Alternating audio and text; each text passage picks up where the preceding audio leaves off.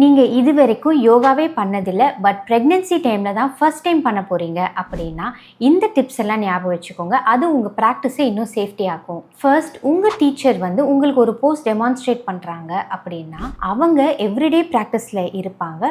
And also அவங்களோட flexibility வந்து உங்களை விட கண்டிப்பாக அதிகமாக இருக்கும். ஸோ அவங்கள பார்த்து நீங்கள் பண்ணுறப்போ உங்களோட பாடி லிமிட் என்னங்கிறத நீங்கள் அண்டர்ஸ்டாண்ட் பண்ணிக்கணும். உங்களோட பாடி லிமிட்டில் 50லேருந்து ஒரு 70% வரைக்கும் தான் நீங்கள் ஸ்ட்ரெச் பண்ணணும். அவங்க டீப் ஸ்ட்ரெச் பண்றாங்கன்னு சொல்லிட்டு நீங்களும் அந்த மாதிரி பண்ணீங்கன்னா உங்களோட மசில்ல டீப் ஸ்ட்ரெயின் உருவாகிறதுக்கான சான்சஸ் இருக்கு. அண்ட் ஆல்சோ அவங்க வந்து உங்ககிட்ட கொஞ்சம் ப்ராப்பர்ட்டிஸ் யூஸ் பண்ண சொல்லுவாங்க. It can be a yoga block or ஒரு போல்ஸ்டர் குஷன், எதுவாக வேணாலும் இருக்கலாம். அவங்க சொல்ற ப்ராப்பர்ட்டிஸை நீங்க கரெக்டா யூஸ் பண்ணீங்கன்னா அலைன்மெண்ட் ஃபேக்டர்லயும் அது ரொம்ப ஹெல்ப்ஃபுல்லா இருக்கும். அண்ட் ஆல்சோ டீப் ஸ்ட்ரெச் போகாம அது உங்களை ப்ரிவென்ட் பண்ணும். WHO ரெக்கமெண்டேஷன் பார்த்தீங்கன்னா ஒரு வாரத்துக்கு 150 மினிட்ஸ் ஆஃப் மாடரேட் ஆக்டிவிட்டி இருந்தா போதும். ஸோ பிகினர்ஸ் நீங்கள் யோகா ப்ராக்டிஸை கன்சிஸ்டண்ட்டாக பண்ணணும். 2 நாள் பண்ணிட்டு 3 நாள் பிரேக் எடுத்துட்டு திரும்பவும் ரீஸ்டார்ட் பண்ணுறதை அவாய்ட் பண்ணிக்கோங்க. ப்ரீனேட்டல் யோகா பண்ணுறப்போ கம்பல்சரி நீங்கள் எம்டி ஸ்டமக்கில் தான் பண்ணணும்னு சொல்லிட்டு எந்த அவசியமும் இல்லை. ஸோ யோகா பண்ணுறதுக்கு ஒரு ½ அன் ஹவர் முன்னாடி கொஞ்சம் ட்ரை ஃப்ரூட்ஸ், அப்படி இல்லைனா ஒரு நார்மல் ஃப்ரூட், இல்லைனா ஒரு கிளாஸ் பால், அது மாதிரி ஏதாவது ஒன்று சாப்பிட்டுட்டு யோகா பண்ணலாம். ஸோ பிகினர்ஸ் உங்களுக்கு ப்ரீனேட்டல் யோகா பற்றி வேறு ஏதாச்சும் டவுட்ஸ் இருந்தால் அதை மறக்காமல் கமெண்ட்டில் போஸ்ட் பண்ணுங்கள். நான் உங்களுக்கு